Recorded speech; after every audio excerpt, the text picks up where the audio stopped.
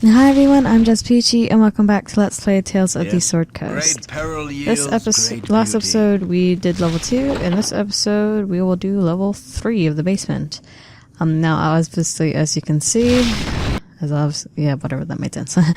There's this room here, and every so often, I think about 10 seconds roughly, the fireball goes off. Now, what you can do here is either buff yourself up with fire resistance and run as fast as you can. Or if you have someone with boots of speed, you can quickly run over to the door there. And get there just about in time. Which is what I did. Now, what I did to get the rest of the party over, you'll see here in a second. Just gotta say something, party. Make sure everybody is close enough to get hit with it. My character didn't get the effects of haste. And so, yeah. But I make it anyway. Just barely though, but I also had the Ring of Fire resistance. Yeah, there. If you don't want to do that, if you kind of hug the northernmost wall, you should be able to get there mostly unscathed. Unscathed. Now in this room up here, you can kind of actually hit any of these rooms in any order. I just decided to do this room up here first. If you go south of the fireball room, there are these walkways that are trapped and have skeletons, or maybe even skeleton warriors on them. You basically have to kill them all. And then to the east of the fireball room, there is this maze garden that has a lot of traps and some monsters in there. It really isn't important plot-wise, but there are a lot of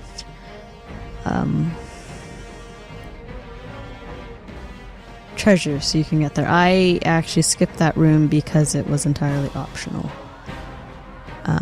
So in here, the skeleton's telling you about your different adversaries. I thought he was just hostile, and that's why I was going to shoot him. Basically, he explains there are great wyverns here that you have to kill in order to proceed. And then you have the option of releasing 5, I believe, adventurers, heroes or whatever, with you. They will act dire charmed, but after a while they will turn and attack you. So all you have to do is just click on them, and they're right there. You get Melia, the Siren, or Mialia, or whatever her name is. And they go and introduce themselves, and they are dire charmed.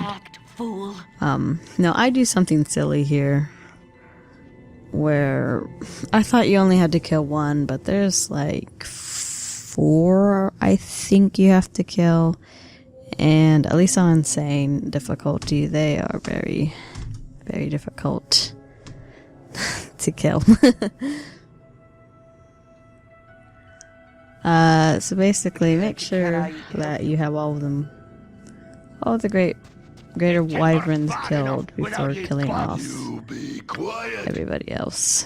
So what you could do to maximize the experience points is have them help you kill the greater wyverns and hope that they don't die, and then basically kill them off one at a time. You get like a couple thousand experience points, but unfortunately I killed off all the inverters or helpers or whatever you want to call them too quickly, and basically got slaughtered by the remaining greater wyverns.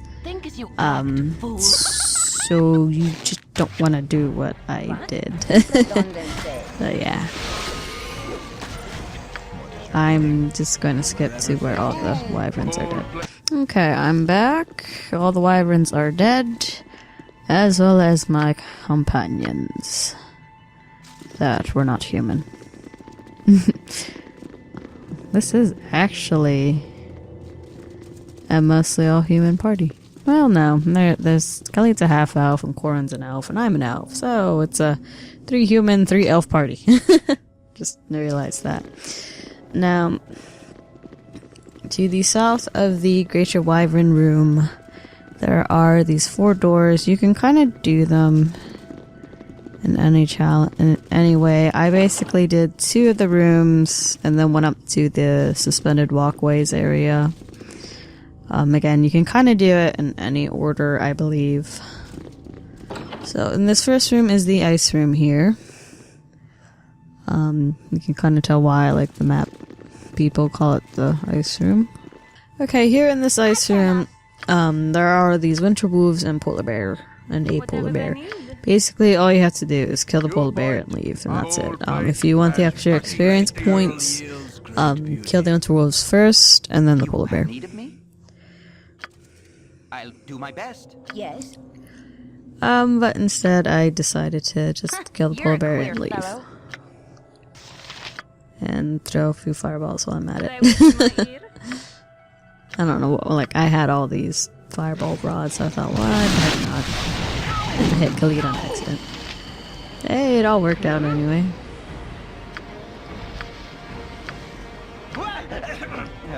Yes, I did kill a wolf in the process.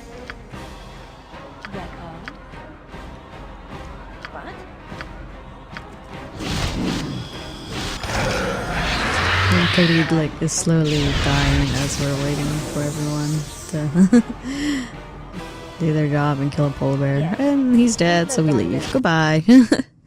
After this, I skipped the next room and then went over to the next, skipped one room, went to the next room. Okay, we are right in front of the room here. It's just rusting because I healed a little bit. This is the challenge of air. You only need to kill the air aspect in here, and yeah, they're kind of hasted. So you might want to throw a dispel out there. This room also has invisible stalkers as well, so you kind of want to be a little bit careful. I don't know why I'm like, I don't need to use the spell. Unless I already had my priest cast the spell. Nope.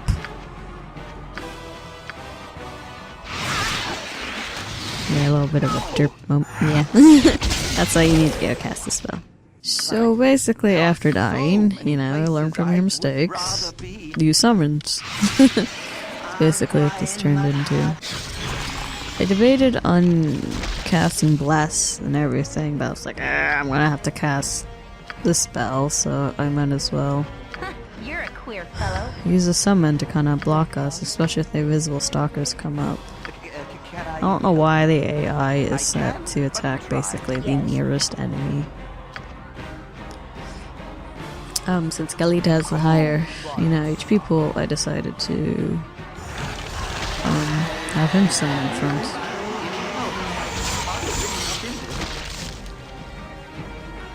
And throw his axes.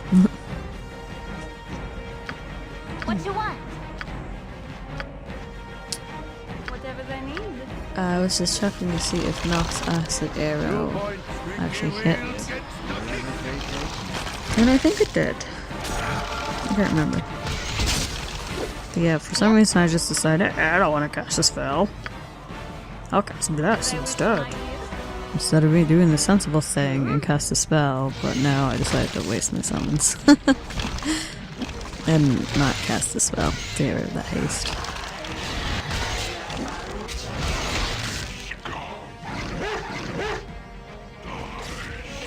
Yes, this air aspect is pretty hard.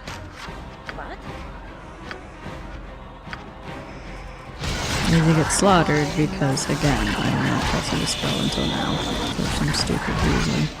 See, now he's a lot easier, but he was only like one hit away from dying. So after the air aspect is dead, you can either stick around, kill the invisible stalkers, or you can leave. I opted to leave.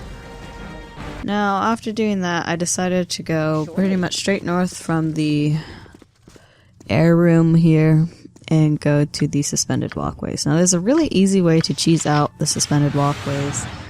All of these skeletal warriors will just, use their arrows and shoot you. You'll basically see what I do here. Can I? Okay, we're right here in front of the suspended walkways You're a entrance, queer at least the fellow. southern entrance. All you want to do is cast protection from normal missiles on basically your beefiest tank, just What in you case want? it wears I'm done. off. And set them up in front. Just be careful, there are traps that are across the walkways. And make sure whoever you send to kind of kill all the skeletons doesn't stand in front of your tank, which is the issue I had when I first did this. Basically all I did was just spam a wand of fireballs on everything, and it mostly got everything in one hit. Do my best. And I had Gleed gonna take care of some of the stragglers there. I care not. I've done had Basically enough. just rinse and repeat this every once, every time you move, and you have to kill all of these skeletons in order to proceed. Cool one. Butt-kicking foot. I skipped to where I am at the fire room. It is east of the air room. And now you have to be pretty careful here. This is why I'm casting protection on fire. On Khalid, he also has both fire resistance rings. You have to kill the Phoenix I guardians can, but or try. warriors, guards. You have to especially be careful of the female Phoenix guard because she has a wand of fire arrows. Not arrows. Fireballs.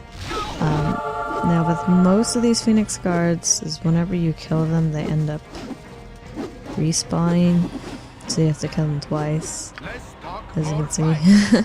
Bull fight and fucking steel. So luckily he has a high enough fire resistance that he heals any and all fire damage that he receives. So take your ranged characters and kind of help him out. None of And the fight kind of just goes like that. It's actually pretty simple. There's actually a Phoenix guard in Nashkel if you keep clicking on one of the tombstones. The little summon one. you have needed. I'll do my best. It's one easy way to 2 points. loot some bodies if you don't want to have the reputation. So yes, that's all you have to do is just kill all of None the... are better. Basically kill everyone in this room. It's one of the few rooms where you don't have to, kill one and leave as quickly as possible. So the next room is the earth room, which is right next to the ice room. Yeah, that first room I skipped over. This one you just have to kill a slime, a fission slime. Now with this one, all of the challenges are done. Certainly. So after you beat this last challenge, you will be teleported. Unfortunately, I wanted to end the episode there, but I was immediately teleported. So yeah. The vision slime is pretty easy, it's just like most normal slimes. He's immune to normal hits, unless it's by an enchanted weapon, but a kind of immune to magic, or has a very high magic resistance. But the earth room is by far the easiest. That room to the north there is it's a room with masks in it. There really isn't I think, oh no, that's the spin walkways. But there is a mask room right above the fire room.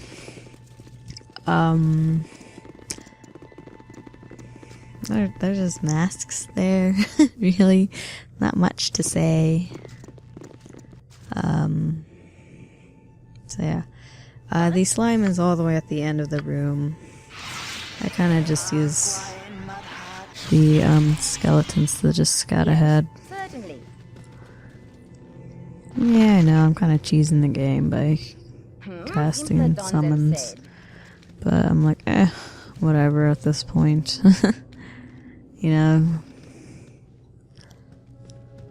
Because I never played through Tales of the Swords Coast before. I had the game Simpler done than only said. because the original Just kind of broke. My original CD copy broke. Can I? Yeah, this one goes I down can, pretty quickly. but try. Now, as you see, obviously after you kill him, you are immediately teleported to a chessboard. And it's like, welcome to the game of chess. This sucks because you basically have to kill all the other pieces. Not unlike real chess, where you only have to capture the king. Well, okay, so it is like real chess. Basically, after the enemy's king is dead, all the enemies will despawn. I don't know why it said you cannot save at this time, because actually I was able to save. Yeah, the ejector is to kill the king. The main character would be the king in this case, for your side. So all your characters here are, for some reason we're missing a rook. All the characters here, all the important, I guess, pieces other than the pawns. It is a very tough battle. And I will skip over to where I was successful. It basically ended up being me spamming fireball. Like, that's a surprise. Almost all of these battles ended up being me spam fireball behind a wall of summons. You can use the pawns that you have as a shield. They don't move, they're just statues. But the rules of this are, if you don't move like the chess piece that you are, you will spawn a lightning bolt, basically, and it will just come down and murderize your party.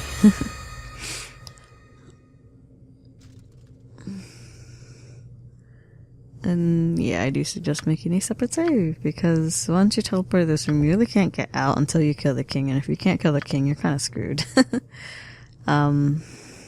Now, I believe you can actually rest here. What you want?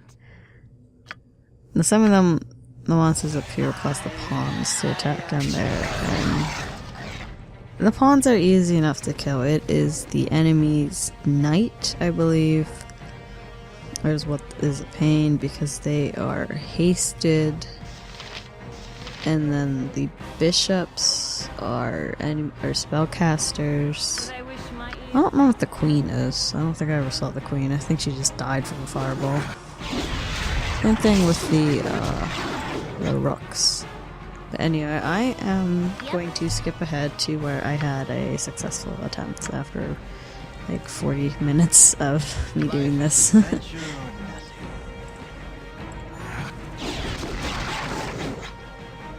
Okay, so here is the successful attempt. Do the typical cast your summons and hide behind them.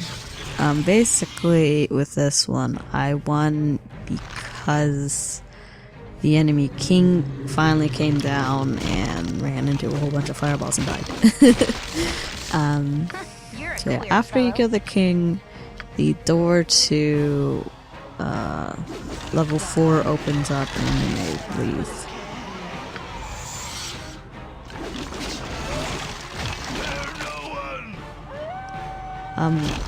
Now right here, I do try to use the summons to pull down the other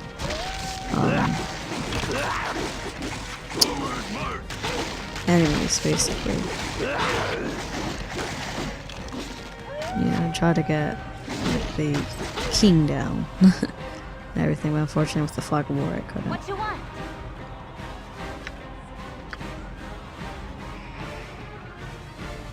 Whatever they need.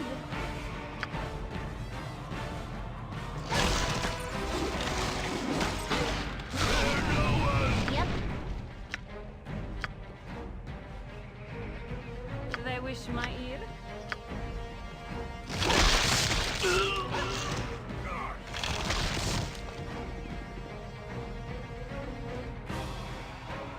What?